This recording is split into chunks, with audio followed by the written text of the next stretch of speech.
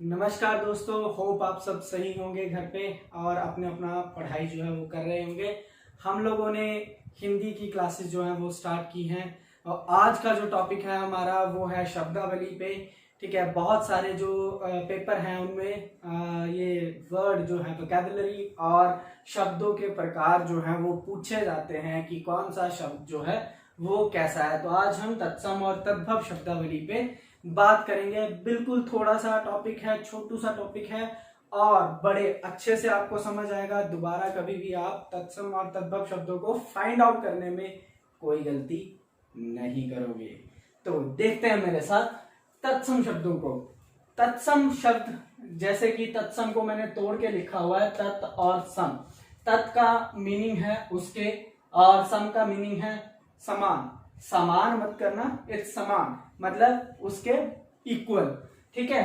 And तद्भव को अगर तोड़े तद और भव यानी उससे उत्पन्न या उससे होना। तो तत्सम शब्दों का मीनिंग है कि उसके समान। अब किसके समान?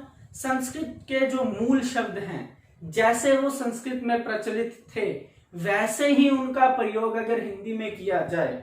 ठीक है, हिंदी में हम प्रयोग करते हैं जैसे वो ओरिजिनली संस्कृत में थे वैसे ही हिंदी में रख दिए, उन शब्दों को तत्सम शब्द जो है वो कहते हैं। ठीक है, आगे आते हैं तद्भव शब्दावली पे। तद्भव मैंने आपको बताया उससे उत्पन्न। उससे उत्पन्न मीन संस्कृत के जो मूल शब्द है उससे हमने उसका मीनिंग वही रहा बट उसका चेंज कर दिया, उस शब्द को चेंज करके वैसे अलग से अपनी प्रोनाउंसिएशन के अकॉर्डिंग वाक्य को सरल बनाने के लिए हमने उसको चेंज कर दिया ओरिजिनल फॉर्म से।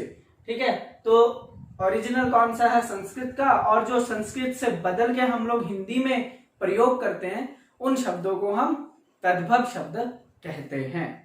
कुछ एग्जाम्पल्स हैं और कुछ पॉइंट्स हैं, इनको अगर आप याद कर लेंगे तो आप कभी भी गलती नहीं करोगे, बिल्कुल भी गलती नहीं करोगे।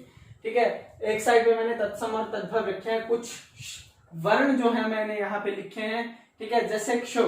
क्षो दोस्तों ये जो वर्ण है ये हमेशा आपको तत्सम की कैटेगरी में ही मिलेगा।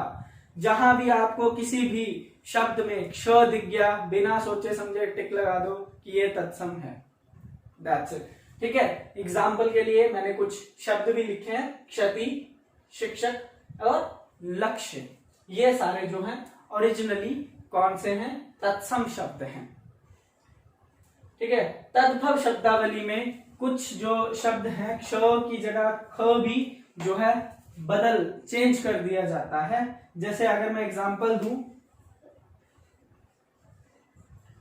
क्षीर। ठीक है, क्षीर जो है वो तत्सम शब्द है तो इसको बदल के क्या बन गया यहाँ पे? खीर। ठीक है, खीर का नाम सुन के बड़े बच्चों के मुंह में पानी आ गया होगा, मेरे भी आ गया। ठीक है, क्षीर जो है क्या बन गया?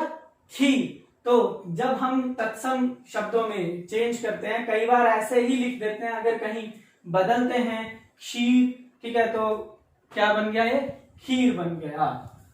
होप यू अंडरस्टैंड, समझ रहे हैं। नेक्स्ट हम चलते हैं व पे। ठीक है, संस्कृत में जो तत्सम शब्दावली में व जो है प्रयोग होता है बहुत ज्यादा। व शब्द जो है वो संस्कृत का शब्द है, उसको हिंदी में ब बना दिया गया है। उदाहरण के लिए वर्षा। वर्षा क्या बन गई? बरसात। वन, वन ही लिखा जाता है, हम जंगल भी लिख देते हैं। विद्युत। ठीक है, विद्युत क्या है? बिजली। बिना पेट फटे वाला जो है, बिना पेट फटे वाला वो है तत्सम, और जिसका पेट हम फाड़ देते हैं वो तद्भव की कैटेगरी में रहता है। बिल्कुल छोटे छोटे ट्रिक्स हैं, छोटे छोटे पॉइंट्स हैं। ठीक है, वानर। वानर जो है वो संस्कृत का शब्द है, हिंदी में क्या लिखते हैं हम? बंदर। So simple. नेक्स्ट है आपका री।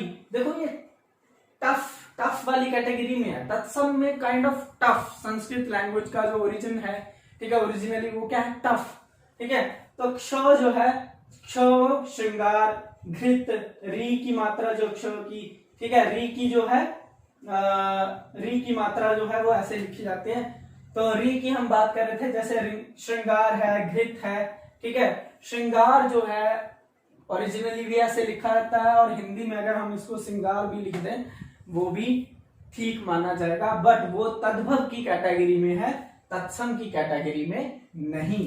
इस शब्दावली में जहां पे ये जो वर्ण लिखे हैं, जहां जहां आपको दिखेंगे, आपने बिना सोचे समझे तत्सम लगा देना है या तत्सम शब्दों में कैटेगराइज कर देना है, ठीक है। घृत जो है वो घी है, घी कहते हैं इसे, ठीक है। नेक्स्ट है हमारा शलगम। तो श में कुछ शब्द हैं, शुंड, श्वसुर। ये सुने हिंदी में प्राय यूज नहीं किए जाते, टफ है। हमने क्या कहा कि तद्भव क्यों लिखे गए हैं, क्यों बनाए गए, क्योंकि हमें क्या करना था, भाषा को सरल बनाना था, तो इसलिए हमने इनको बदल दिया। शुंड जो है वो सूंड, ठीक है, एंड श्वसुर का ससुर जो हिंदी में हम लिखते हैं, एक ही बात है, बस ये तत्सम की कैटेगरी में है और ये तद्भव की कैटेगरी में रखा गया है। नेक्स्ट आप देखें कि तत्सम शब्दों में विसर्गों का जहां भी प्रयोग होगा, जिन शब्दों के आगे, ठीक है, विसर्ग का प्रयोग है, वो शब्द कौन से हैं, आपके तत्सम। तद्भव शब्दों में विसर्गों का प्रयोग नहीं किया जाता। अगर किसी शब्द के उपरांत विसर्ग लगी है तो ऑब्वियसली तत्सम, अगर नहीं लगी है तो तद्भव। बहुत सारे, और एक और चीज मैं ऐड करना चाहूंगा, ये जो चंद्र बिंदी है प्राय जो है वो तद्भव की कैटेगरी में देखी गई है। इसमें चांद आपका एग्जाम्पल है, चांद के ऊपर भी बिंदी है, तो चांद जो है वो हिंदी तद्भव की कैटेगरी में है। चंद्र हम बोलते हैं, चंद्रमा जो है वो तत्सम की कैटेगरी में आएगा, ठीक है। ये मतलब मेजॉरिटी देखा गया ऐसा कि ये जो चंद्र बिंदी है ये जो है आपके तद्भव की कैटेगरी में प्रयोग की गई है, और जो सिंपल बिंदी है वो आपकी तत्सम में पाई जाती है। तो ये कुछ छोटे से ट्रिक्स हैं जिनसे आपको तत्सम और तद्भव कैटेगरी को पहचानने में बहुत आसानी होगी। आपका एक भी क्वेश्चन जो है वो गलत नहीं होगा अगर आप ऐसे इसको समझते हैं। तो होप यू लाइक इट। नमस्कार, like and share, bye bye.